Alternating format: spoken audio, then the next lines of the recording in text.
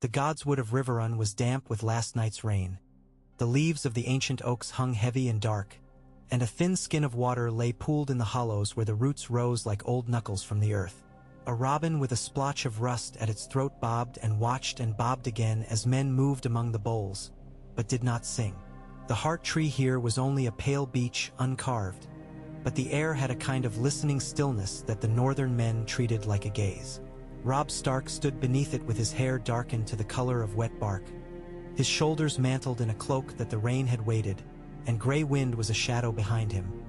Eyes lit as if from embers at the bottom of a deep fire. The boy who had become a king looked older in the wet. The rain drew the sharpness of his cheekbones, slicked his jaw, and he held the sword that had been his father's with both hands as if testing whether it would remember him. They had dragged Karstark here in chains. The man unbowed despite the iron kissing his wrists. His beard had gone to iron too, streaked thick through the black. He had the face of a man who had learned a lifelong lesson about hatred and found it nourishing. He had the eyes of a winter sky, still and pale and mistrustful of any dawn that promised to be mild. He went to his knees only when the weight of the men-at-arms forced him there. Rain marked his forehead in errant rivulets. "Lord Karstark," Robb said, and the words were measured, but something else moved beneath them, a current of grief or fury that would not settle. "You killed 2 boys under my protection." "Not boys," Karstark said. "Lions, the cubs of my enemy, and not under your protection in truth, else you had not loosed the lion himself to return to his den." His mouth made a bitter line. There was no tremor in it. "Tell your wolf to sniff out my repentance. He won't find it." Gray Wind's ears twitched, and he climbed to his feet without a sound. Men tensed the way rope tightens on a capstan. The robber of rivers dripping from the branches made a soft music of the moment, and beyond the trees a trumpet sounded from the walls to mark the hour, a brass note that went out over the flooded willows. Cat stood with a hand at her throat, thumb pressed against the pulse there as if to keep it from breaking into speech. She had taken off her gloves and the rain made lace of her hair, silvering the strands. Her eyes, her tully eyes, were made darker by the storm. She said nothing. She had said a great deal in private, and he had answered her with tightness and silence, and then with a rage that surprised even himself. Now he had only the public words, and the sword, and the men who were watching to see if his father spoke to him from the long north he carried in his bones. Meege Mormont was there. She wore rain-like mail, unbothered, jaw set, her braids thick as coiled rope. The great John stood like a felled trunk at the edge of things, staring, arms crossed under his chest, a grin held down by the gravity of the hour but still there like a hearth coal that would never quite go out. Roose Bolton's chapped lips made a thin bow under his colorless eyes. He had always seemed to be listening for a thing no one else could hear. Edmure, miserably handsome, shifted his weight and stared at the ground. Ser Brynden looked like flint carved into the shape of a man. "It was wrong," Robb said quietly to Ricard, but he pitched his voice so the men could hear. Rain softened edges and he sharpened his. "It was wrong in the sight of gods and men. We had taken them as prisoners. They had eaten our bread. They were under the king's peace. And my sons were under the king's banners when your lion cut them down," Ricard snapped, and for a moment the iron in his tone made the iron at his wrists seem decorative. "Where is your peace for them? Where is the king's justice for Ned and Torrin?" The names, when spoken plainly, moved through Robb like knives laid upon a whetstone. His fingers curled against the leather around his sword's hilt. His father would not have flinched when he named the dead. A lord, the old lessons said, must learn to speak plainly of what's unspeakable, and bury his rage where the ground is too hard to dig. He could not find that ground. "You have no right," Lord Umber rumbled, aiming the flat of his words at Karstark's head, but not shouting. "No man has the right to take vengeance where the king's justice should be. Else there's no law and no reason. Else we're all just grabbing at the throat in the dark." "Let him do it," Karstark said, chin lifting. "Let the boy do as his father would have done. Swing the blade and carry that on his conscience. That is the North I know. That is something a man can respect. He twisted his face slightly and spat rain. "Do it." Robb felt the moment gather like a storm's fist, saw himself in his mind stepping forward, saw the arc of the sword, saw the sudden brightness of it as it took the light, saw the dark afterwards that would be a choice that could not be unchosen. He had been moving in the narrow corridor of that vision since they dragged Ricard from the tent where he'd been unrepentant, since word went round the camp like a low-running fire. He had not slept, not truly, not all the way down into sleep where a man rests. He had turned the act over in his hands like a heavy thing and had found it equally weighty whichever side was up. "You say I loosed our enemy?" Robb said after a time, and his voice softened into something that wasn't a child's plea or a king's thunder. "That I let him go. If you had your vengeance, I had mine, Lord Karstark, and it was grief. Tastes the same, no matter whose meat it chews. But I will not feed it if there is other food. I will not." He lifted the blade because the men needed to see it lifted. Rain ticked from its edge. Gray Wind's breath was audible, a quiet, coarse rush. "My father believed AM, and should take the weight of his own judgments," Robb said. "He taught me to hold a sword for that reason. But he also taught me that a lord's justice is not a lord's pride in cutting ahead. It is in keeping the lives that can be kept for the sake of the law." Murmurs moved, uncertain whether to harden into dissent or dissolve. The Grachan's brows pricked in brief surprise, and then he bared his teeth with satisfaction like a man shown a game he had not expected to enjoy. "Ricard Karstark," Robb said, lowering the sword a measure. "You murdered prisoners. You drew blood from a life under your king's peace. That is death in the law I would uphold." He could feel Kat's heart leap in the quiet like a bird against a window pane. "But I will not take your head. I will take your name from your keeping. I will take your freedom and give it to the wall. You will take the black and serve out your days where all debts are paid in cold. Until I can spare the men to send you, you will be held here under guard, a prisoner plainly and publicly so. Your men will remain in the army under a captain I appoint from among them. If they choose to leave because they take insult, so be it. I will not sway. If they choose to stay because they sense that there is honor still to be had, I will welcome that." The rain seemed to pause at that instant, as if the sky itself would lean closer to hear how this new thing might sound. Meej's mouth had the ghost of a grim smile in it, an expression that knew how rare it was to be glad and did not know precisely how to show gladness. Roose Bolton looked as if someone had set a fresh piece on the board to which he had not yet decided a counter. The Great John let out a low chuckle that could have been thunder too. "And if I refuse?" Ricard asked, and there was a tiny hitch there. The words had to pass around something pride could not entirely swallow.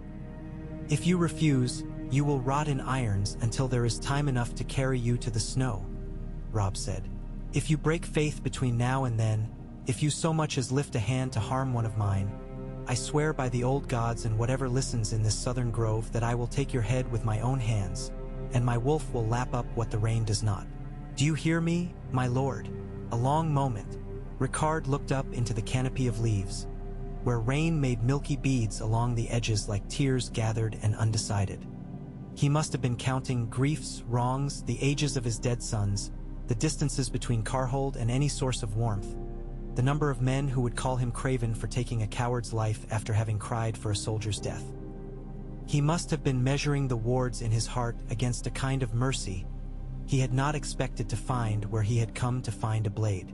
At last he looked at Robb as if he would memorize his face to tell it later to some judge older than gods. He tugged once at the fetter chain as if testing whether it was made of iron or something less yielding. "I hear you," he said, "and I will take the black before I take a phrase bread." It was the only joke in him. The Great John laughed aloud, one bark, amused and approving. In the hush afterward, Robb stepped forward and, with his father's steel, touched Ricard Karstark's shoulders very lightly, as if knighting him into penance. He raised the blade to a vertical line and saluted without flourish. Gray Wind leaned his head against Robb's knee, warm and damp. No horns blared then. There was no instant applause, no hail and well met, but something unclenched in a part of the air that had not known it was tight. They led Ricard away to his imprisonment under Meej's watch, and the rain began properly again. satisfied that the scene had concluded and blissfully indifferent to the debate it would carry through the camp. When Robb and Kat went back to the keep, their boots made that wet sucking pull at the flagstones that winter always made of autumn when it came earlier than it should. Kat walked beside him for a long while without speaking, her expression the damp living thing it had always been, a river's face when it passed a familiar bend. "You saved his life," she said at last. She didn't say you spared him. She didn't say you made a mistake. She said what was true and turned it in her voice so it flashed from another angle. "Some will call it weakness. Some will call it luck when those men stay and fight," he answered, not sharply. He looked at the hearth as if he could see it through the stone. "I could have killed him, Mother, and then found sleep easy tonight and hard forever after. I have already known that kind of sleep," she said, quiet and flayed and no pity in her tone for herself. "It is the kind that hears music when there is none and wakes to emptiness and has to pretend that emptiness is a kind of frost that makes men honest." Jane met them beyond the hall, a worry smile that she had taught herself to keep steady whenever anyone looked at her. She was not the kind of queen men had made songs about. She was simply what she was, a young woman with the deft fingers of a healer who had married a boy she was fond of and loved him afterward because not loving him would have made a new river of trouble and she had no desire to drown. She offered Robb a towel and did not let her hand trembling make the cloth tremble. "Is it done?" she asked softly. "It is," Robb said, "and not done as half the camp wanted. Half will pretend they wanted it this way," she said with a faint dry humor that drew his eyes to hers, because he did not expect it in her so often and he liked it when he found it. "The other half will decide they thought of it first when it works." They ate in a chamber that had once been bright when Lisa had stood there thin and dangerous, and now it was dim and quiet. While Robb ate, gray wind slept curled beneath the bench, twitching in dreams. A low huffing noise came from his chest when some sent in. His sleeping world went wrong or right. Roose Bolton sent word that he had thoughts on the route to the twins to discuss. Roose Bolton had thoughts the Wayfields had crows. Robb sent back that they would speak on the morrow. Word of the mercy went ahead of them at the speed gossip always traveled in camps like this, 3 times faster than orders, as fast as hunger. By dusk, men were arguing about it at the cook fires, scraping the bottoms of pots, and women who mended stockings stopped to listen and then snorted at how men liked to make geometry of simple acts. Captains called their sergeants together and spoke gravely of law and the deceitfulness of Southron custom. The Karstark men moved like a body that had been bruised and did not want anyone to see it testing the bruise. They kept their own counsel and their cups and slept in tight circles with their backs out as if expecting knives. Before midnight, a boy who had been a squire to a Karstark glover went and found his captain and said, "My lord has not been shamed. A man who chooses ice over the axe hasn't been shamed. He was cold to begin with." The captain cuffed him for addressing a prisoner as my lord and then, when the boy had stumbled back, said in a voice that tried to be more like a whisper than a confession, "We'll stay." If the king had wanted to wash the camp in blood to prove a point, he'd have done it this morning. When dawn broke, there was a fat goose honking somewhere in the outer ward and men swore the birds had the better of it. In the mess tents the porridge was glue lean and no one had shot a hare since rain had made the hedges slick. Men swore too that the Freys had eaten 3 lambs and a babe in their last feast for spite. Men swore that Black Walder sharpened his teeth at night and coughed up filings. Men liked to tell stories about those who had been blessed only with numbers and a bridge.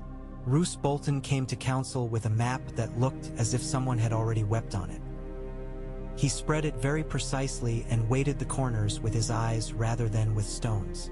"If you intend to mend what was frayed with Lord Walder," he said, "it would be wise to arrive unhurried and with every sign we come to receive what is due rather than to demand. A show of fitness, neat lines, fewer dogs." He lifted his lashes. "Fewer wolves."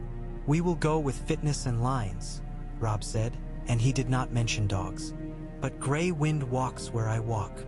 Lord Walder's hospitality is punctilious," Roose murmured.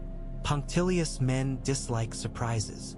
"Let him be punctured by mine then," the great John said from the hearth, where he had his boots off and was steaming like a horse. "It's a blighted host who fears an animal at table more than a man with a knife in his boot." Do you plan to eat at his table or carve him upon it? Roose asked, with the faintest curve to his mouth to suggest he might tolerate a joke if one were well made and brief. Both, if I had my pick, Great John said, laughing. But I have a king's temper to guard and a queen's appetite to honor, so I'll settle for roasted beef and guarding his forehand with my eyes. The phrase require our apology, Kat said in that voice that parted water because it made it clear she would find the bottom of things. Jane is a fact. Our need to cross is another. Edmure's wedding to Rosalind is the thread we will put through both and pull. So we will make much of that. We will bring meat and musicians they can claim to have hired. We will not huddle at their gates like beggars. We will step through like kin too proud to show how poor we are. Let Karstark men walk the flanks, Meech said. It will do them good to show their backs are still ours. And if the Freys have thoughts they should not, it may do them good to see the men they most despise wearing the king's colors with a hand at their hilts. You would choose to parade my prisoner? Robb asked. I would choose to parade your mercy, Meech said, pleased to have found a thing made of two uses. They can talk about rashness. They can talk about boy kings.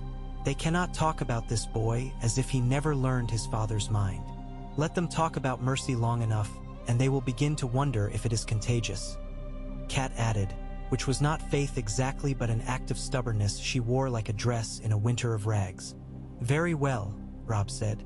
Let Lord Ricard walk with two of your bears, Meech, unbound within sight, chained when the sight is gone. We'll give the Freys a show of iron that has not rusted.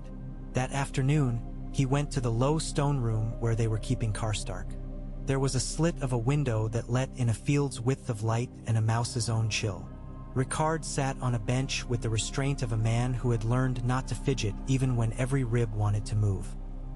He looked up when Robb entered and something like surprise, almost impolite in its nakedness, passed over his face before it sealed again.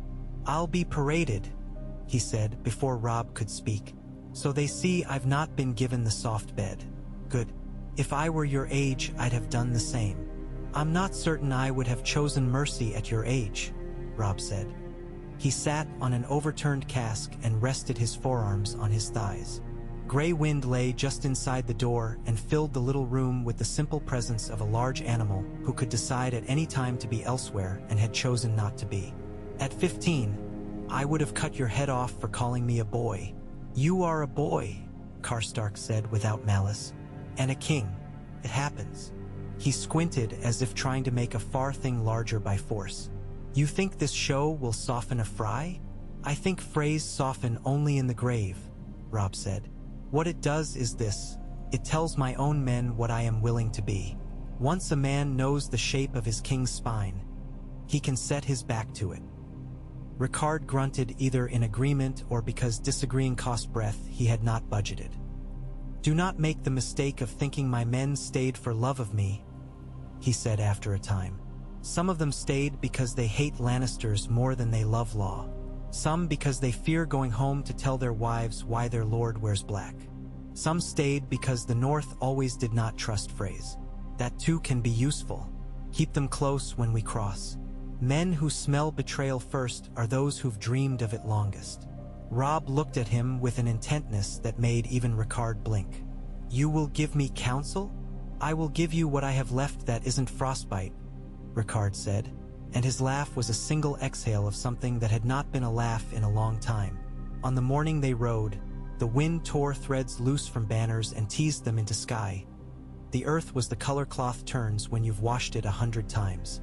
The river was a steady wall of brown muscle at their left hand as they moved, and the smell of it, mud and cold and old fish, was a constant. They wound their way through farms that had learned to look thin without bending. Crows watched from fence posts with an impartiality that felt like judgment. Dogs ran a few paces and barked and then ran back to children who watched with eyes that had money in them only when they saw steel glitter. They made a visible apology. It was not kneeling. It was giving Lord Walder a feast he could boast of. Edmure rode with his jaw set and his wedding cloak folded and tied like a burden he did not deserve and would carry anyway because pride is how Tullus kept from drowning. Rosalind Frey's name was a rumor that softened men's voices when they spoke it. She had been seen once at the twins with her hair like dark bread and her hands always busy. Embroidery, bread dough, a quietness that made her house seem ungenerous. Rickard Karstark rode between two of Miej's women, and he rode like a man who had learned to sit a horse the year he learned to walk. His wrists were free while they were watched and bound at night when sleep made everyone clumsy. The Karstark men kept to the flanks as if they had been there their whole lives, silent, faces like unpolished granite, eyes cutting sideways as often as straight. Twice in the first day, a fight tried to begin between them and small knots of men from other houses who had lost comrades in the night of the boy's murder. Twice, Umber's laughter and Miej's fist settled it. Twice, Rickard did not turn his head. On the second evening, Robb heard the low drone of a song rise from their fire that was older than anything he owned and did not sound like mourning and did not sound like triumph. Something in between that knew both well and preferred neither. At midday of the third day, Roose Bolton brought a small troop forward that had the careful appearance of men who had not been told precisely why they had been chosen and so chose to ride excellently instead. Roose himself rode as if his horse would have turned to look at him if he put it under a less steady man. "My scouts have seen the twins," Roose said by way of greeting. "It will rain again tomorrow.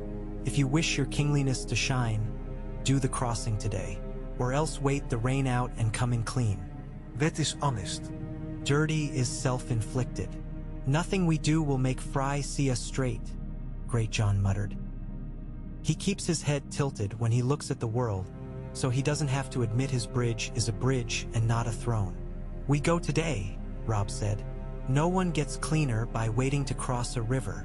They saw the twins in the flat light of early afternoon, the towers like thick candles and the bridge strung between them like a heavy stitch. The stones were as familiar as a scar and twice as unwelcome. To the northern men, they were a symbol as much as a place, a toll made architectural. Men slowed despite orders. The sound of the river fattened under the walls. The Freys had their own banners up in such profusion it seemed like a market day for cloth. A line of Fry riders came out, neat and with their bridles oiled to a gloss that said this was a show. Lothar Fry rode at the head with a mouth that had learned to become a smile but had never gotten used to it. His limp made him look as if he walked still even when in the saddle. "King Robb," he said, with a graceful tilt that nearly hid the degree to which he and his horse disliked bending their heads to anything north of river water. "Welcome. My noble father bids you hospitality and a night of old grievances washed with new wine. He trusts you will not bring your wolf into the hall. He fears for the ankles of his ladies." The smile submitted its resignation for one instant and then resumed its post. "My wolf goes where I go," Robb said without rug. "He eats only what I give him. If your father fears him, I will promise the beast will be watchful and silent and chew only the bones of those I do not need." Lothar blinked. "How like your father you are in some lights," he said simply, and then he swung that smile toward Cat. "Lady Stark, you have our walls, and your brother has our bride, whose needle has been tireless in these last days. One could clothe an army in what she has embroidered." "It is not armies we clothe with wedding gowns," Cat said, her politeness a metal cup that did not show the temperature of its contents. "And though men will talk of politics when what they mean is bread, we have brought both so that there is no confusion." The lists of courtesies were exchanged. Bread was broken and tasted under the arch so men could mutter about guest right or about the weather instead of about why they still felt a prickle between shoulder blades that no fire would warm. Lord Walder came down at last like a complaint that had been saved for years in a jar. He was sallow and his eyes missed nothing and misinterpreted everything that would threaten to make him content. "King," he said as if the word smelled. He made a show of how slowly he could extend his han. And lifted it as if he would not be offended if it were not taken. "You have my apology," Robb said, and he lifted the ugly old hand and kissed the ring on it because pride is quicksilver and so is insult, and only a fool spills both on a floor he cannot stop sliding across. "Jane is my heart, but you are my crossing. I would have had them be the same thing. They are not. We will have to be clever to be kin." Walder Fry drew his lip back over his teeth in what might have been amusement. "Clever is a word men use when they mean untrue," he said. But bring in your meat and your men. We'll see whether we can make you family a second way. The first way you spoiled for me." He turned with a reluctance that looked like arthritis and authority both and hunched toward his hall like a vulture whose meal had gotten up and walked a while. There are halls that are wide and bright and wear their rafters naked like strong arms. The phrase had a hall that was low-bellied with beams too near men's heads and heat that seemed to gather in the middle of the room and then grudged its way to the edges. It was the kind of room where laughter becomes thin if it is forced and food tastes like food a man owes. But there was plenty of it. The tables were set in long lines with a central space left like a scar on a full belly. The tapestries were of the kind made by hands that understood patience better than art. Roslyn's plain veil had flowers on it that were exquisite and abashed to be in such a room. Some phrase stared openly at Karstark walking between Meej's women as if someone had put a flint and steel on a silver tray and called it dessert. Some made little hissing sounds between the teeth that, in other families, might have been used for cats. Ricard kept his eyes level and did not let the muscles of his jaw answer any of them. He looked briefly at Robb as he passed the high table, and something was transmitted then from one flinty face to another that did not require words and would not have developed properly if anyone had tried to water it with them. Grey Wind paced at Robb's knee and then lay at his feet as the king took his place. He put his head on his paws but did not close his eyes. The Great John took the seat nearest Robb with the kind of proprietary insolence that is the best guard. Meej and her women sat together like a small army wrapped in wine and wool. Roose Bolton kept his spoons in order and ate as if tasting were a moral failing. Edmure smiled at Roslyn with a growing astonishment that had nothing to do with bridges or treaties. By the second song of the evening, the astonishment had made of his face a gentleness that was all for her. He had not supposed he would be a happy bridegroom. Happiness, when it came, always makes men shy. Phrase came and went. They drank in a quiet that felt like restraint rather than politeness. They whispered to one another in the sideways language of family. Black Walder had the expression of a man who had never been warm long enough for his face to forget its winter shape. Lothar's limp moved like a punctuation mark where the sentences of the feast would have otherwise run on. He put men where he wanted them with his eyes, and somehow they went. It is possible to feel the moment when a hall decides to become a different kind of room. It was not when the music softened and the pipers glanced at one another. It was not when the servants drew the curtains across the draught, as if remembering they had been asked to do so much earlier in the night. It was not when the first of the extra barrels was rolled from the pantry with a too loud groan. It was a small thing. A young fry at the far table. Red curls that had not been told yet what knives are. Put her hand to her mouth and then took it away again quickly like a child who has been told not to scratch a bite. You could read it if you were looking for any movement that did not belong to a feast. Ricard Karstark was looking. He had told Robb he had dreamed of betrayal and that men who dreamed of it smelled it first. He turned his head from that small hand to the wall hangings in which deer ran endlessly over green that no hoof would ever compress. And he saw, or thought he saw, the gleam behind cloth that could have been lantern light catching a metal edge. Could have been nothing. It could have been a trick of the wine and the glancing flames. He did not decide. He simply stood. One of Meej's women moved with him, as if they had rehearsed rising in a hall for no reason. In the act of rising, Ricard reached for the chain he did not wear now and felt it absent. So he reached for the nearest thing that would function like iron. He put his hand flat on the high table, hard enough that plates rattled. He said very softly, but in a tone that found all the ears that were attuned to warning, "Down." Grey Wind was already up. The scruff along his spine lifted like a field answering wind. The phrase nearest the walls were bringing their hands to the arras with that particular care that men use when they are about to do a thing they will later call fated. A horn did not sound. There was no clarion. There was only that changing room, the baskets of bread, the ring on Lord Walder's finger, the song turning from one tune to another, the rustle of cloth pulled back from stone. The first crossbow string thrummed. It was not aimed perfectly. The man behind the weave had been afraid, and fear always throws the shoulder. The bolt would have taken Robb in the throat if it had been luckier, or in the chest if the gods had been less interested in watching the point hit anything like truth. It skittered downward at the last instant as he moved to rise and would have gone through his belly button like a cruel joke through a child's storybook. Ricard Karstark stepped between the point and its lesson. He had fought with mail and with boiled leather and with the plain hard skin a man makes when he has been hit enough times. He put his body there with no thinking time left for pride. The bolt struck, made a ridiculous little sound like a single reed whistling, buried an inch and a half, and went through the gristle that had once been weight and food and had by now been turned to a more meager kind of fuel. It made a dark flower of his cloak. He staggered but did not fall. He lifted his voice so it carried like iron carries weight. Ambush! Then the room became what the phrase had been setting their minds toward all day. A trap sprung in the kind of slow motion that feels like a dream until the pain arrives on its two steady feet. Tapestries were yanked aside, and the small holes cut behind them were full of men with crossbows whose nerves had been drilled into a clumsy kind of steadiness. More bolts came, the sound of strings loosed, the thunk of impact into wood and meat. A woman screamed. It was not a delicate sound. Gray wind leapt at the nearest fry and took his shoulder with a tearing that transformed a man into two panicked halves of himself. The great John flipped the trestle table in front of Robb with a roar that moved through the oak as if it had just remembered it had been a tree in a storm. Plates jumped. A roasted pig slid and fell, broke apart. An apple rolled under a bench and came to rest against a boot that never again felt anything. Shields! Meej bellowed, and her women were already crouched behind the table, their arms linked in an ad hoc wall.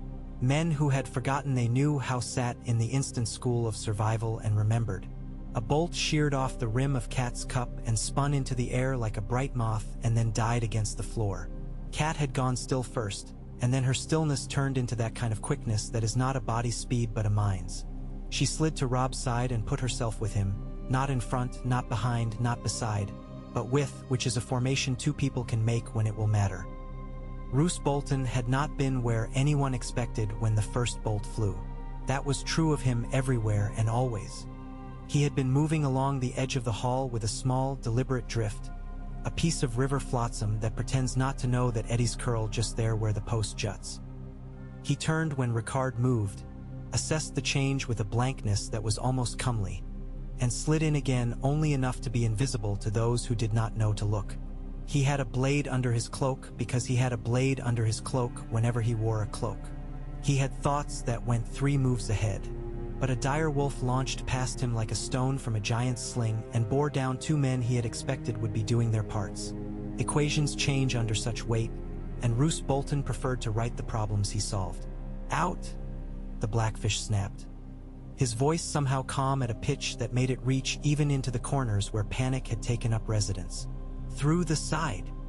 He had calculated as well, and while the phrase had thought to cover the doors and the windows with their crossbows, they had not thought that men at tables could make doors from wood with the right leverage. They had counted bolts, but they had not counted on the kind of northern stubbornness that sees timber and thinks only of how it might be repurposed under duress. Ricard Karstark clutched at the table edge and held himself upright with that bolt planted in him like a small tree in poor soil. He put his other hand to Robb's shoulder and made an awkward shield of his own height and thickness. "Go down, you fool," he said, and the insult had hope in it.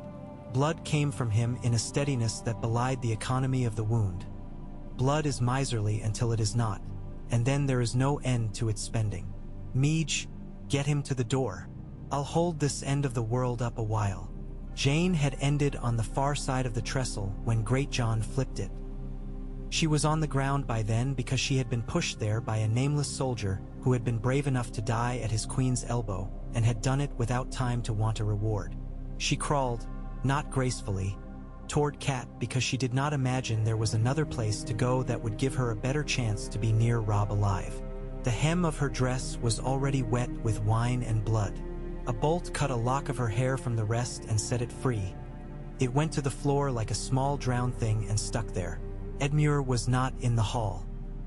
He was in a chamber where Rosalind had confessed in a whisper before the feast that she would be glad to be his wife and afraid to be a fry in this house forever. He had taken the confession and folded it like cloth around her shoulders, and they had put their hands on one another's faces as if to find out whether a quiet people's legend about a happy wedding could be true. When the crossbows began, He settled her behind the heavy chest and put his body between her and the door and said aloud only, "Stay." It was not a command. It was a prayer misnamed. His sword came free and found he had kept it too clean for too long.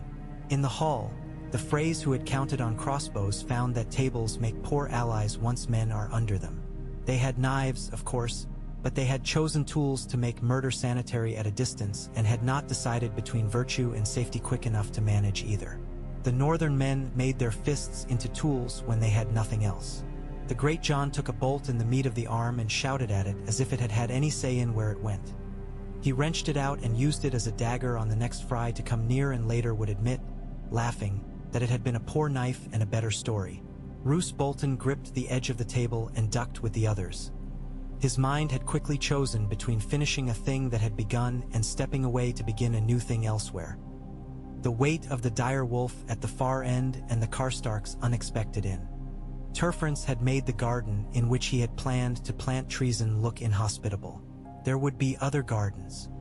He slid along the bench as if he were old and stiff and got to the edge where the room narrowed toward a side door the Freys had forgotten to bar. He caught Kat's eye as he went and gave her nothing at all. Not apology, not approval, not counsel. He was an absence a man might remember more clearly than a presence. Meege Mormont was not an absence. She was the reason the cluster of men around Robb moved as a knot rather than a string. She clapped shoulders, she pulled, she shoved. She struck the hands of two Freys who got too close with a tankard that split and became a jagged control of the space in front of her. One of her women had taken a bolt through the meat of the thigh and made a sound once and then closed her teeth on it as if it were a wooden coin. Blood made circles on the floor where men turned and went to the floor again. Wine made everything smell like fruit had died. Karstark took a second bolt in the upper arm. It made his sword hand weak and he laughed. A raw thing, as if he had at last heard a joke told properly. "You see," he said to no one and to Robb and to the gods. "A man can choose where to fall." All at once his legs would not do as they'd always done and he sat, which felt like a betrayal until he realized it was just gravity insisting on a conversation. Gray wind knocked over two men and shook one until the sound from the man was a liquid rattle and his knife fell and would not make any more decisions. Then the wolf bounded, colliding with the side door like an animal that knew the invisible lines in men's plans and would not consent to stay inside them. "Now," the Blackfish said, and he put his shoulder into the door with the men at his back. It did not open because it had been locked. It opened because wood will do what it needs to do if asked with enough force by bodies that know they might otherwise be laid out upon it later and made catafalques. Air came in that smelled of river and iron. They spilled into a narrow passage where the noise of the hall became something like weather behind them. Robb had a hand on Ricard's shoulder and another on Jane's wrist, and Kat ahead of him in a line of people who were too proud to flee and did not care what the word was called if it meant living long enough to cross a bridge. The shadows were narrow and mean here. The stones were damp. A torch through a mad costume cast upon a patch of wall that had known only the steps of servants. Their boots slurred. Voices came from the far end. Fry guards looking to make good on a house's choice while hoping to step into a tail as if onto a rug. The Blackfish went first at them with the economy of a man who had found out his whole life what 2 cuts can do that 10 slashes cannot. Great John roared again and made the corridor widen by force of presence. Roose Bolton was gone into some other fold of the building like a shuttle disappearing into a loom. Behind them in the hall, Walder Frey stood and slapped the arm of his chair with his hand and shouted something that sounded like victory to those who wanted it and like fear to those who had waited too long to do the thing and now had to finish it without enjoying themselves. He looked around to Mark, who had left and who had not, and stored names like a miser stores coin. He had not expected the wolf at the king's feet. He had told his sons to keep it out and they had said it would be done. He had not expected Karstark to choose to stand in front of the boy. He had expected Karstark's sons to worry for him and for those men to move in fear. But men without sons can afford a kind of bravery sons make expensive. He had not expected their women to be braver than his own. It irked him. He had expected perfection, and even as the blood ran, what irked him most was the untidy quality of the work.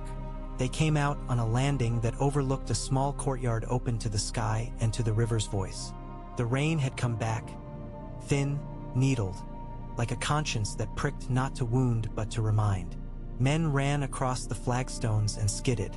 A gate yawned to the right, narrow and small where a horse might fit if it did not mind scraping its flanks. The blackfish pointed with his chin. The group turned like a school of bright fish.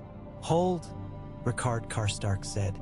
He let go of the wall where his free hand had been walking and found it not there.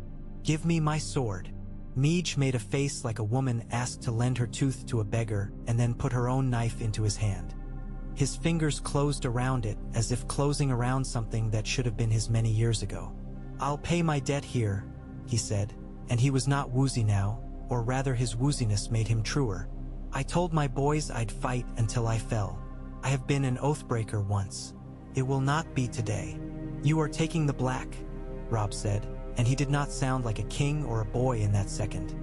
He sounded like a man who had chosen a thing and now had to watch it become something else willy-nilly. "You will talk whoredom to old men on the ice, and they will talk justice back to you until you decide which is worse." Ricard grinned, and it was hideous and dear.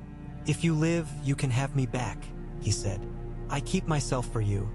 And he pushed himself off the wall and moved into the space at the mouth of the gate where a knot of fry men were deciding whether they were ready to earn courage.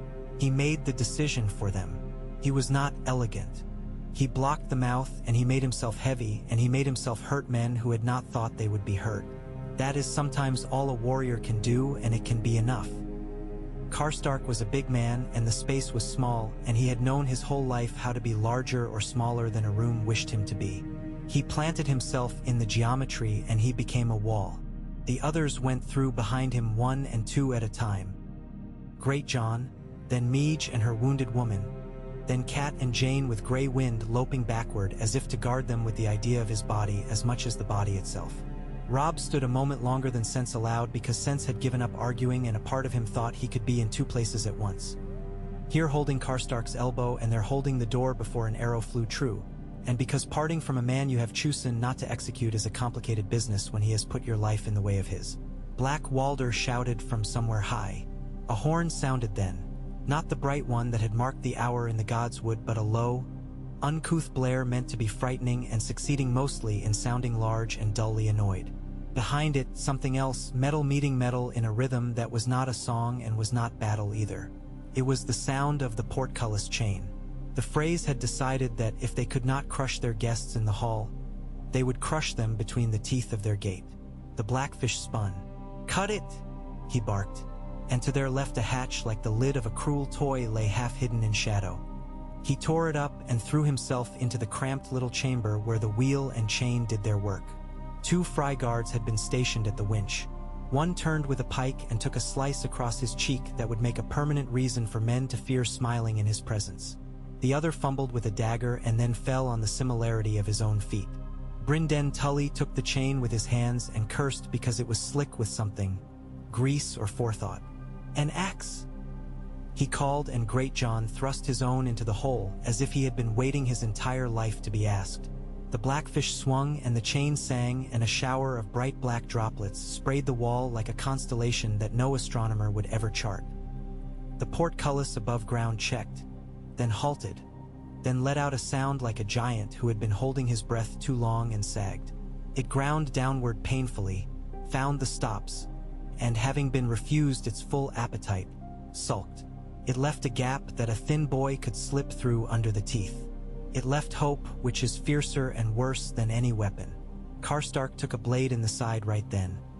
He flinched the way a mountain flinches when lightning strikes, briefly and with annoyance that such things must be endured.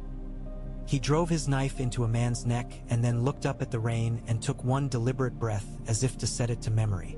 He saw Robb finally going, finally choosing a living corridor over a dying threshold, and he nodded once, as if they had been arguing about dinner and had now reached a mutual understanding about stew.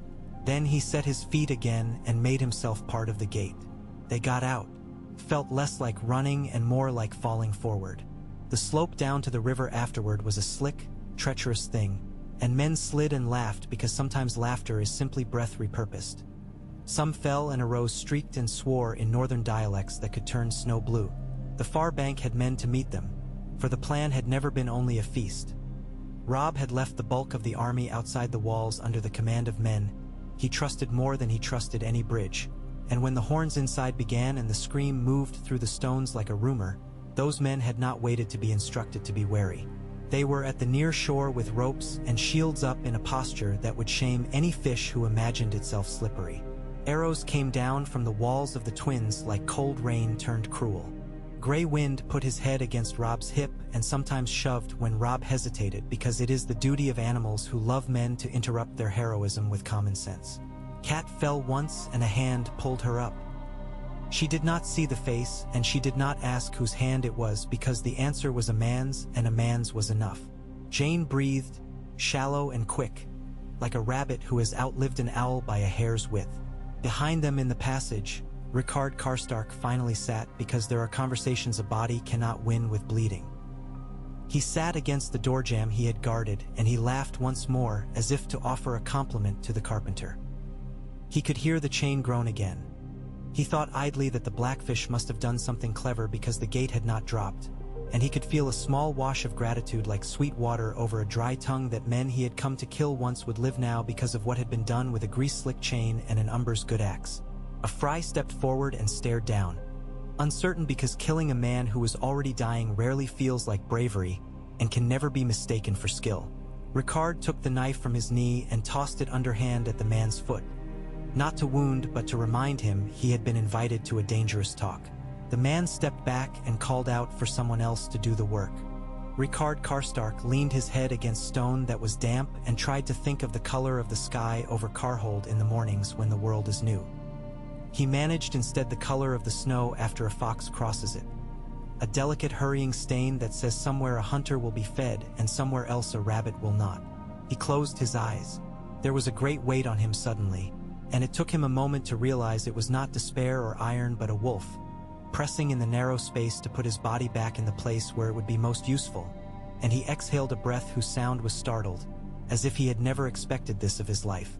Gray Wind ducked his head under Karstark's arm, eyes forward, ears flat, and snarled in a low roll at men who were deciding things in front of him. He would be the last thing that left the opening. Outside, the army properly cinched in on itself like a wounded body nonetheless, intent on standing. The Great John was bleeding from 3 places but looked eagerly around to find a 4th, because he had always suspected that the body had more fountains in it than men admitted. Meage's women had the wounded in a circle, and their hands were red to the wrist, and they sang a song of their island that kept time for keeping men alive. Roose Bolton arrived from somewhere with a small cohort of his own men as neat as a knife block. His expression was as always the unsolved answer to a riddle about math. "We should fall back," he said, and no one thought it simple cowardice. It was, in fact, good counsel. Lord Walder will be forced to explain this to someone older and richer than himself, and he will do it from behind his own wall. We cannot take these towers without losing half what we are. Better to take back the river and the road. No retreat until we know what we leave behind, Kat said, her voice roughed by smoke and Panic's long nails, but leveler than a plank under a mason's eye. "Bryn Den, out," the blackfish replied, dragging himself from the hatch with his hair full of dust that made him look like a frosted old crow. "We're out." The gate held on a cough. "It'll drop proper soon. If your wolf is not cleverer than I think, he will have to squeeze. And I think him very clever." Gray Wind came then, or some portion of him appeared first, like a rumor that precedes its subject. He was bloody over the muzzle, and he had a slice taken from one ear, and he backed through the postern with a violence that was mostly dignity. He was followed by a staggering figure whose shoulders were too broad to be anything but Karstark's. Rickard had found his feet by using the door as a lever against himself, the way a mason might lift a stone by cheating physics. He took 2 steps into the court with the calm of a man carrying his own elder likeness, and then he went to his knees as if remembering an old conversation with the earth and the need to be closer to hear it. Robb went to him, stumbling as if the distance between them were moving under his feet, and Kat caught his sleeve and nearly did not let go, because there are losses and there are losses, and she did not know whether she would be able to hold both the boy she had birthed and the men he had decided to be. "I will send you north," Robb said, And the words were very foolish, and they made Karstark smile in pity at a boy king saying a brave man's nonsense. "You will curse old men and take their curses." "I have found a better wall," Ricard said. The wet made his breath a mist. "It is shorter than the one you meant, and it keeps less out. But I lean here anyway." He coughed and grimaced, not at the hurt but at the indignity of it, interrupting his speech. "They will say you made a mistake sparing me, boy. They will say mercy cost. It always does. Take the cost. Pay the debt." He caught Robb's arm with fingers that had put reins into the mouths of horses and put spoons into the hands of sons and put knives into the ribs of men he could not forgive. "Win." He sagged then, not dramatically, and the life went out of him in a way that cannot be properly weighted by anyone who has not had to bear the remainder.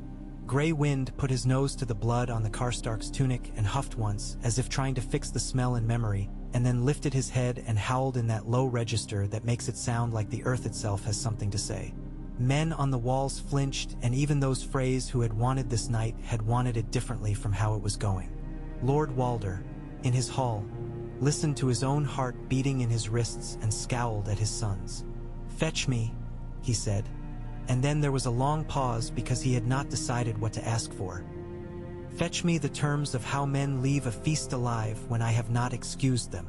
Black Walder stared at the door as if it had insulted him personally. "They will not come back across my bridge," he said. "They may not have to," Roose Bolton murmured later to no one.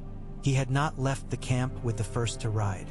He had left with the second, and there are always differences between first and second that matter later.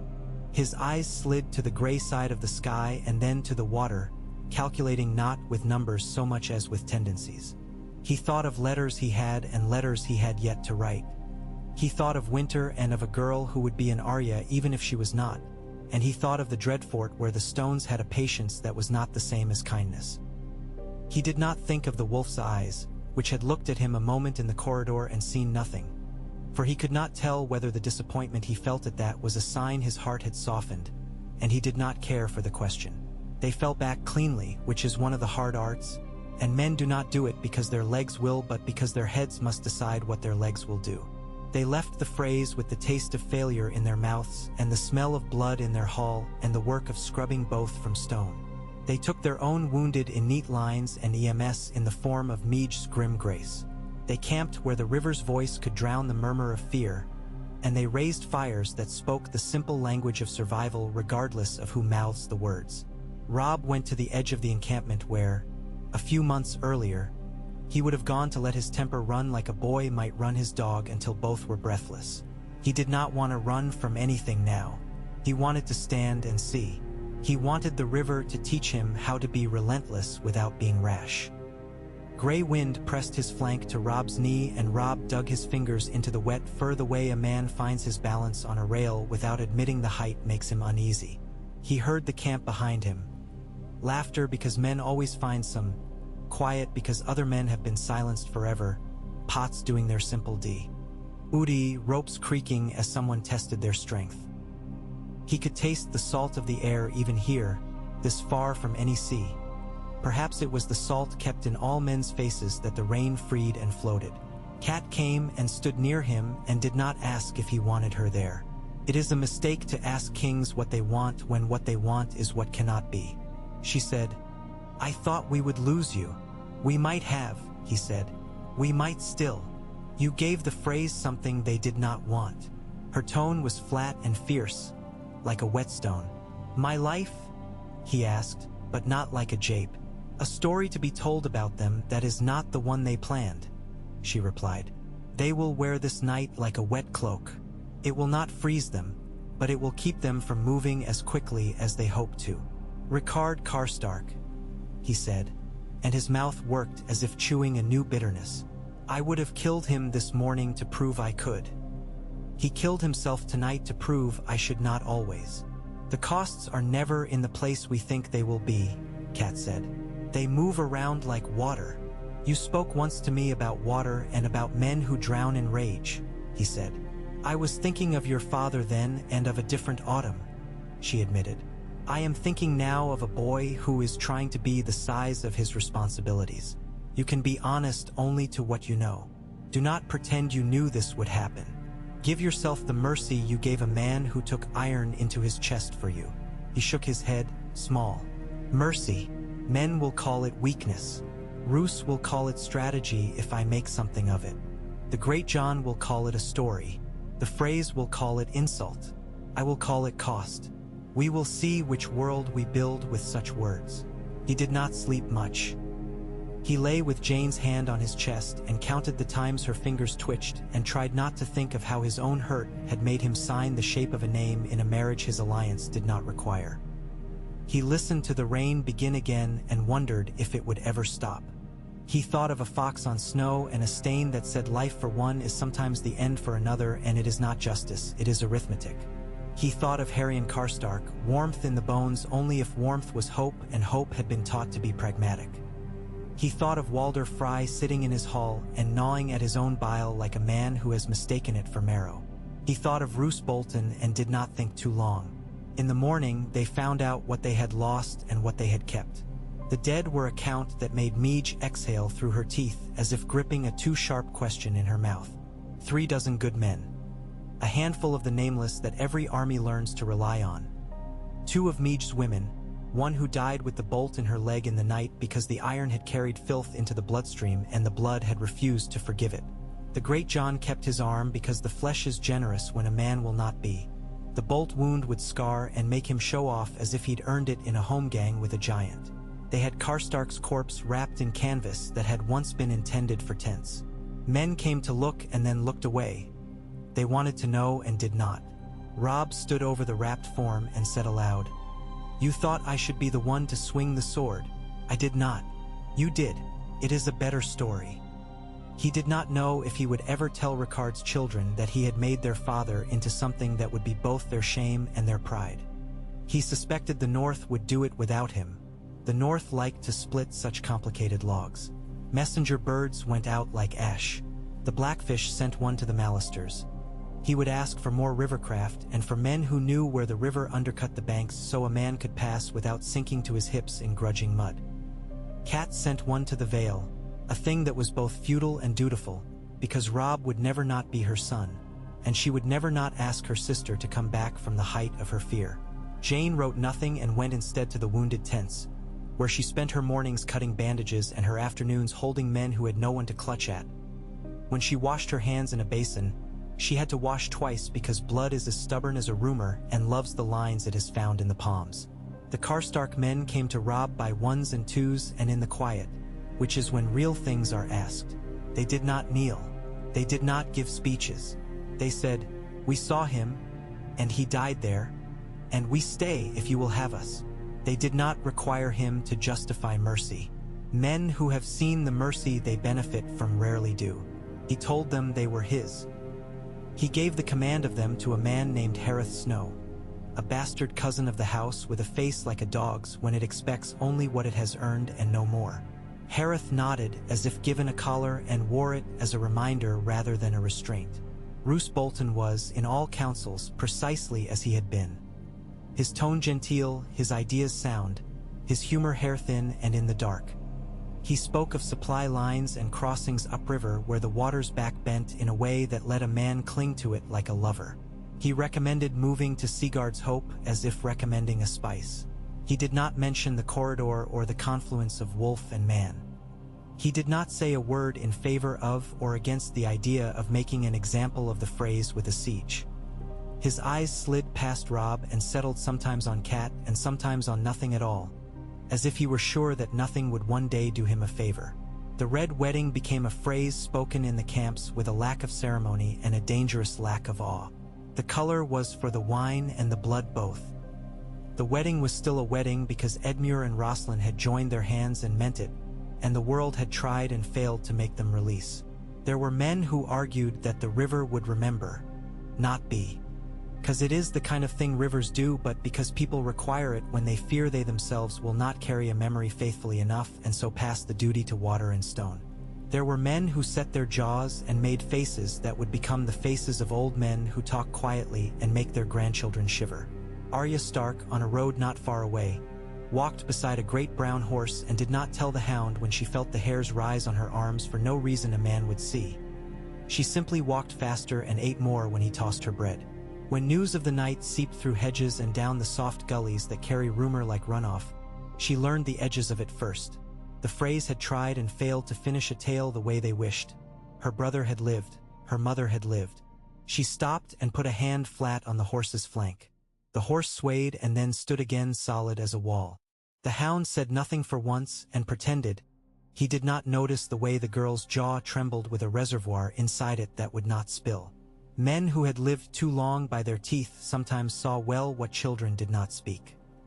He lit a fire that night with unnecessary haste and burned the soup, and if Arya said anything about it, he cursed the wood for being wet and the wind for being from the wrong quarter, and she nodded because they both knew blaming wood and wind is sometimes the only dignity left to the poor. In The Twins, Lord Walder made a bile-soaked choir of his sons and sang to them of treachery with the smugness of a choirmaster who has long suspected his singers were all tone-deaf. He explained what should have happened as if explaining it properly now would make the failure less real. He sent to King's Landing with a version of the world in which he had been complicatedly triumphant and blamed all untidy bits on the clumsiness of kinsmen not fit to bear an honored name. He stood at the place in the hall where the dire wolf had stood and scowled at the indentations in the floor, as if to memorize them and prevent any such set of footprints from appearing again.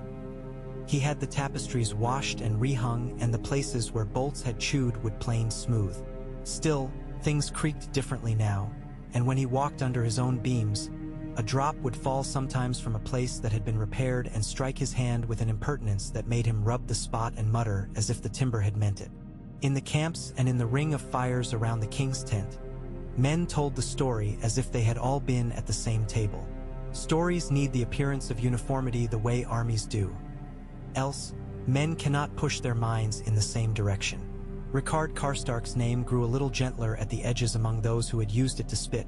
In some mouths it became Rick, which would have made him throw his cup in that man's face, and thus the world reclaimed him slowly to what it prefers to do to those who tried to stand at a gate. Hareth Snow said little and watched much. The Great John had already grown more expansive. It is always the danger when you give a man a wound he can admire over wine. The blackfish was tighter and sharper.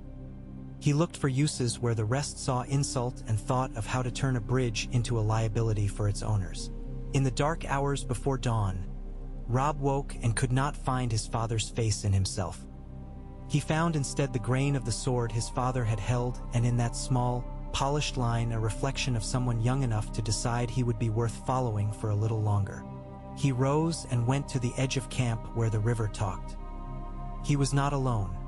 Roose Bolton stood there too, hands folded into sleeves as if the morning were a cold sermon. "Lord Bolton," Robb said, because the man was a fact and there is danger in ignoring facts. "Your Grace," Roose said, and he stepped aside as if he had been between Robb and something he had not wished to seem to block. "The river is a thing that pretends to be consistent. It is always new water. Men forget that because the shape of the banks remains. We make the same mistake with houses."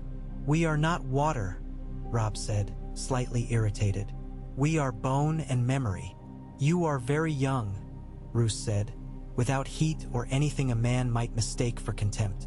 "Do not allow it to go to your head." He let a small silence stand until it decided not to be awkward. "We must find a way north before winter makes the south into a north of its own. Walder will be less welcoming. Do not be the man who takes his enemy's second rope." Robb nodded and decided that the first rope was patience and the second was pride.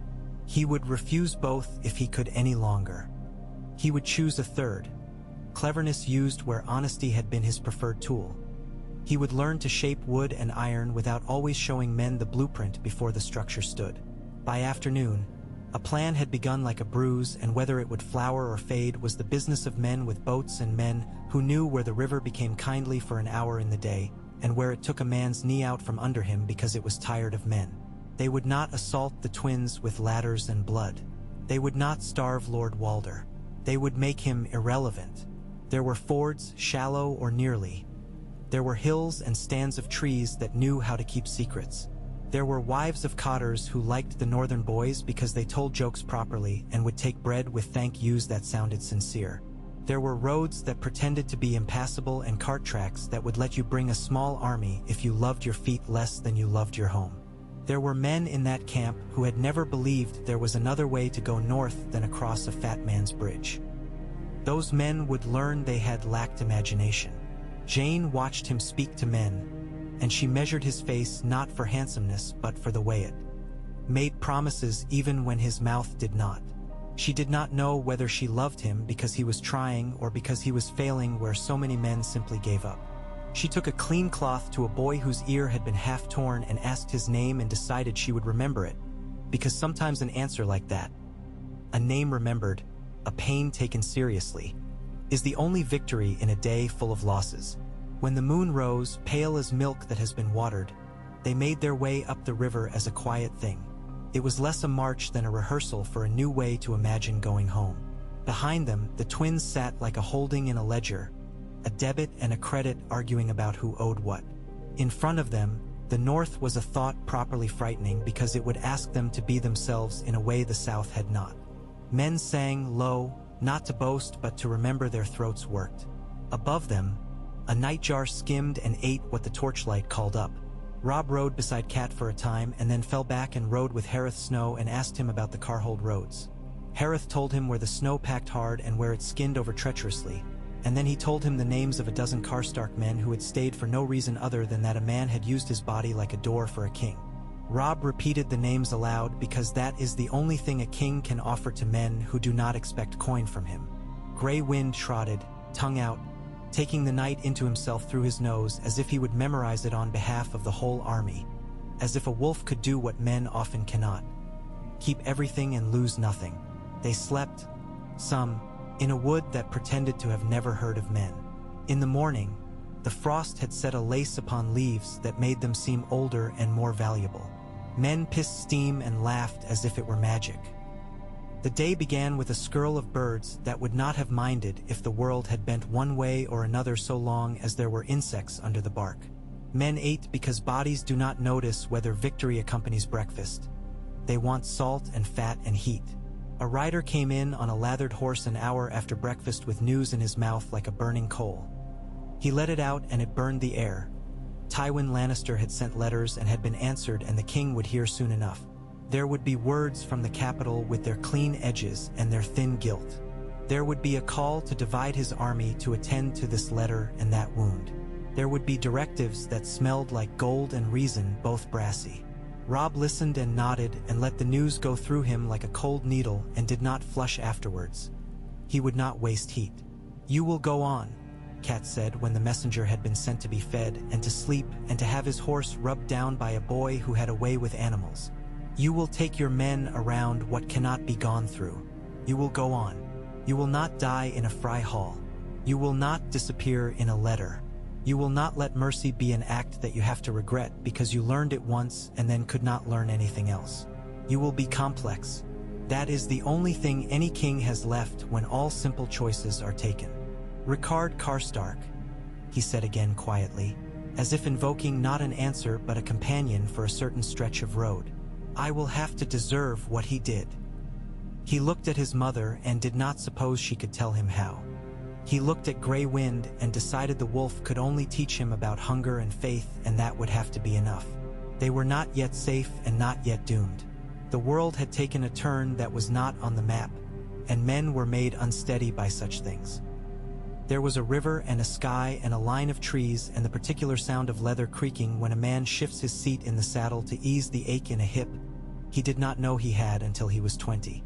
There was the rustle of a queen's skirts in frostgrass and the rasp of a sword sliding half an inch in its sheath because a man wanted it nearer to his hand even though it could not possibly be nearer than it was. There was a boy who did not sleep and who had decided, quietly, that mercy would be one of the tools he kept in his belt even if it cut his fingers sometimes. Somewhere to the south and west, a little girl walked beside a man who had a face like a scar turned inside out and who cursed for her because he could take the weight of the words she needed and not be made worse. To the east, an uncle who had been asked to be many things put his boots on and went to see where the river ran fastest and whether he could put a boat there without losing it to physics. To the north, a land waited that did not change while men argued about the speed of letters and the color of loyalty. The bridge stretched behind them and waited ahead in different forms. They would all have to be crossed. The forests were full of men with reasons and resentments. The castles were full of women with ledgers and fear. The roads were full of what roads are always full of: mud and arguments and sometimes miracles. The storm that had been running at their heels veered off to worry another part of the sky. The river called in its single voice. Robb Stark put his heels to his horse and moved, and those who loved him and those who thought loving him a luxury they could not afford, and those who did not love him but loved the idea of the North moved with him. Karstark's blood had already sunk into soil miles behind. It would grow some new thing there that men would call by a name convenient for whatever arguments they needed to win in taverns 20 years hence. For now, it watered nothing but this: the fixed idea in one boy king that there are more ways to live than to be punished or to punish. He would find them all, or as many as he could before the winter stole the sun. That day, they found a place where the river ran shallow for 30 yards and deep. For one, as if the water had stopped to take a breath and allowed men to step into its paws. They tested it with their sticks and their pride. They crossed. The red wedding that had not happened as intended lay behind them, and in front of them was only every other name men would think of for all the nights to come, when blood will be spilled upon bread and mercy will be called weakness until it saves someone you love, at which point it will be called wisdom. A hawk made a knife of its body against the pale sky and cut silence. Men breathed and began to speak again. The story walked among them now, not to be put in books yet, but to be put in mouths. When they told it, there was a place where a man had stepped in the way of a bolt and had called a boy king by the name a father would use when he wanted him to get down. Sometimes, in some tellings, that man lived longer. Sometimes not. But always the boy lived, and the bridge was still there, and the wolf had come through the door last because that was his gift: to be the last thing your enemies see and the first thing your friends hear in the dark. They rode until the sun slanted winter-thin between the trees and made the world into a set of lines a man could count. They made camp and peered into stew and said it would do. They spoke of Seaguard and White Harbor and of whether there was still warmth in the stones of Moat Cailin that a man could sleep against and pretend it was a woman. They told stupid jokes because the clever ones cut too deep. They slept, badly or well, according to their nature. The king closed his eyes and saw a heart tree's pale beech bark and rain on a blade and a bolt in a man whose last words he would carry like iron in his bag. He slept a little. In the morning there were fox tracks in the frost near the ashes of the fire. Robb knelt and touched one with a careful finger like a man reading. He smiled. He stood. He had somewhere to be and 1,000 ways to fail to get there. He moved anyway. The river kept him company, and so did the wolf, and so did the memory of the man he had spared who had spared him back, and so did the sound of his own heart, not yet old enough to be wise, old enough to know what it wanted to attempt.